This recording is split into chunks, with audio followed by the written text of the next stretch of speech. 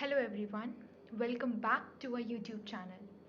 Today we'll be discussing UPSC 2020 GS1 question, and in this we'll be covering polity and governance part. You can also visit our website www.earthrun.co.in for getting study materials for competitive exams like UPSC and more. So let's begin with this session. Beginning with the first question, a parliamentary system of government is one in which the correct answer is B, that is, the government is responsible to the parliament and can be removed by it. Let's look at its explanation. The parliamentary democracy is a democratic government system where the executive can derive its legitimacy from its ability to command confidence of the legislature. It's usually a parliament, and the government is also held accountable to the parliament. Next question. Which part of the Constitution of India declares the ideal of a welfare state? The correct answer is A, that is Directive Principles of State Policy. Directive Principle of State Policies aims to create a socio-economic condition where the citizens of the state can lead a good life. It's also created to establish socio-economic democracy through a welfare state. It's a guideline that is given to the state and central government that must be followed while making new laws and policies. Coming to the next question, consider the following statements. Here two statements are given and we have to choose the correct statement. So let's read the statements.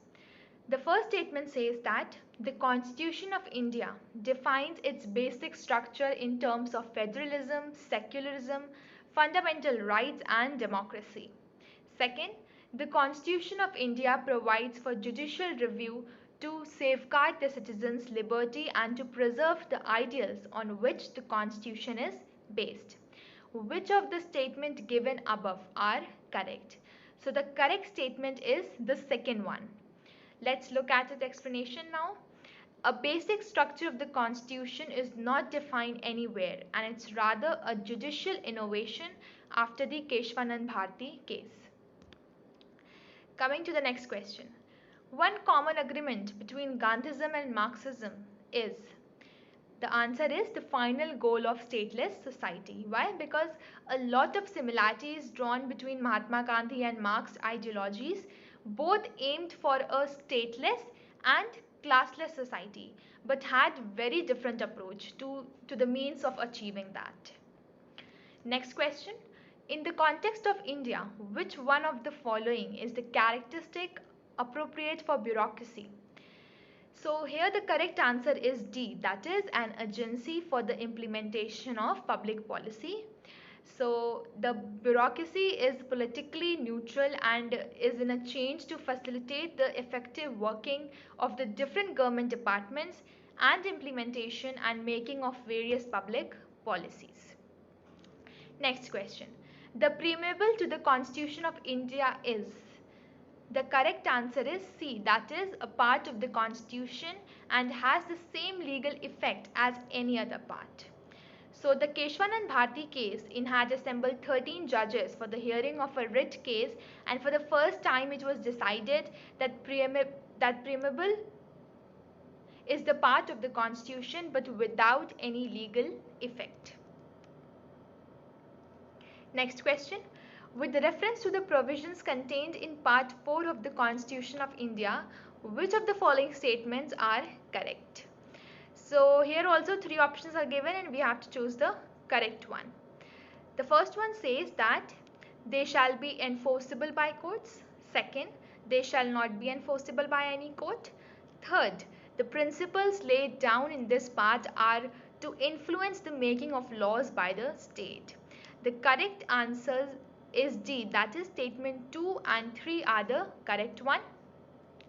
Because statement 1 is incorrect because the court cannot enforce the provisions mentioned in this part. So statement 2 is correct as a result of this. Statement 3 is also correct in this case as the principles are nevertheless fundamental and it is the duty of the state to apply these while making the laws. Next question. Consider the following statements. This question is also same because we have to choose the correct statement here. So according to the Constitution of India, a person who is eligible to vote can be made a minister in a state for 6 months even if he or she is not a member of the legislature of that state. Second statement says that according to the Representation of People Act 1951, a person convicted of a criminal offence and sentenced to imprisonment for 5 years is permanently disqualified from contesting an election even after his release from prison. So here only the first statement is correct. So let's look at its explanation now. The candidate should be above 25 years old, a citizen of India, and not hold any office of profit under the government of India. The person should also be selected as the member of parliament within 6 months of getting elected as a minister. Section 8 of RPA 1951 indisputably extends to the cases in which the court has convicted a person of certain offence where the sentence of fine or imprisonment has been passed and thereby disqualified him from being a member of the legislature. Next question. Consider the following statements. The President of India can summon a session of the Parliament at such a place as he or she thinks fit. Second statement, the Constitution of India provides for 3 sessions of the Parliament in a year, but it's not mandatory to conduct all 3 sessions. There's no minimum number of days that the Parliament is required to meet in a year. This is the third statement. So we have to choose the correct one, and the correct statement is the first one.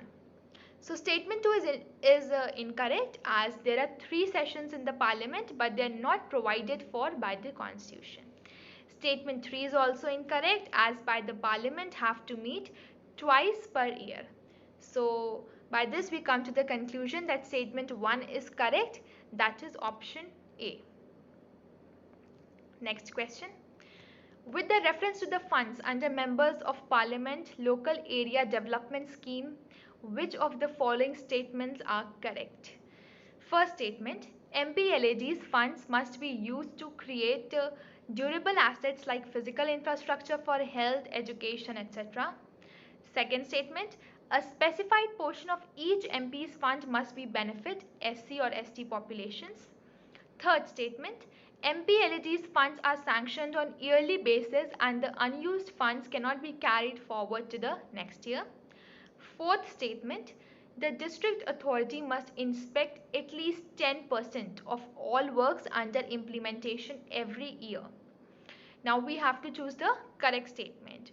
Here the statement 1, 2 and 4, all the 3 statements are correct. Let's look at why. Because MPLAD's funds must be used to create durable assets like physical infrastructure for health, education, etc. Hence statement 1 is correct. MPs are to recommend every year works costing at least 15% of the MPLAD's entitlement for the year for areas inhabited by SC population and 7.5% for areas inhabited by ST population. Hence statement 2 is correct. Funds released to the district authority by the Government of India are non-lapsable. Funds left in the district can be carried forward for utilization in the subsequent years. Hence statement 3 is not correct. The district authority would be responsible for overall coordination and supervision of the works under the scheme at the district level and inspect at least 10% of the works under implementation every year. Hence statement 4 is correct. Coming to the next question. Which of the following categories of fundamental rights incorporates protection against untouchability as a form of discrimination? Here the correct answer is right to equality. So the protection against untouchability is incorporated in Article 17 under right to equality. Next question. In India, separation of judiciary from the executive is enjoined by. The correct answer is B, that is a directive principle of state policy. Let's look at why. The directive principle of state policy or is Article 50 of the Indian Constitution. It directs the state to keep the judiciary independent of the executive, especially in the matter of judicial appointment. Next question. Along with the budget, the finance minister also places other documents before the parliament which include the macroeconomic framework statement. The aforesaid document is presented because this is mandated by. The correct answer is D, that is provisions of the Fiscal Responsibility and Budget Management Act 2003. Why? Because the macroeconomic framework statement is presented to the Parliament as the Fiscal Responsibility and Budget Management Act 2003. Moving on. A constitutional government by definition is a limited government. The duties of the government towards the citizens of India in turn restrict the freedom of the government, making its powers limited. Coming to the next question. Other than the fundamental rights, which of the following parts of the Constitution of India reflect or reflects the principles and provisions of the Universal Declaration of Human Rights 1948? Here the correct answer is D, that is statement 1, 2 and 3. All the three statements are correct here. Because it's under part 3 fundamental rights and part 4 directive principles of the Constitution. Coming to the 45th question now. In India, legal services authorities provide free legal services to which of the following type of citizens? Statement 1 says that person with an annual income of less than 1 lakh. Statement 2 says that transgender with an annual income of less than rupees 2 lakhs. Statement 3 says that member of other backward classes OBC with an annual income of less than 3 lakh. And fourth statement says that all senior citizens. So the correct answer is D, that is statement 1 and 4. The NALSA or National Legal Services Authority is constituted under the Legal Services Authority Act 1987 to provide free legal services to the weaker section of the society and to provide lok adalats to settle disputes amicably. The maximum limit to provide legal aid and services is 1 lakh in the Supreme Court Legal Services Committee. It's INR, that is Indian rupees 1,25,000. Coming to the 46th question. On the left hand side you can see international agreements or international setup, and on the right hand side you can see the subject, and we have to choose the correct pair here. So the correct pair is C, that is statement 1 and 3. Let's look at why.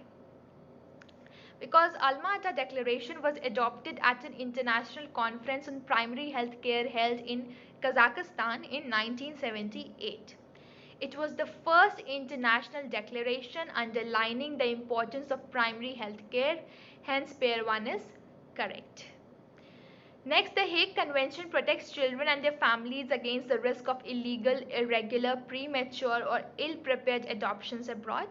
The convention applies to children aged under 16 years. Hence, pair 2 is not correct.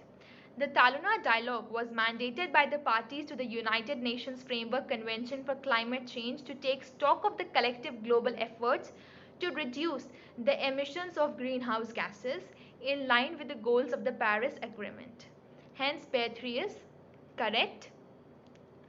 The Under-2 Coalition is a global community of state and regional governments committed to ambitious climate action in line with the Paris Agreement. Hence, pair 4 is not correct.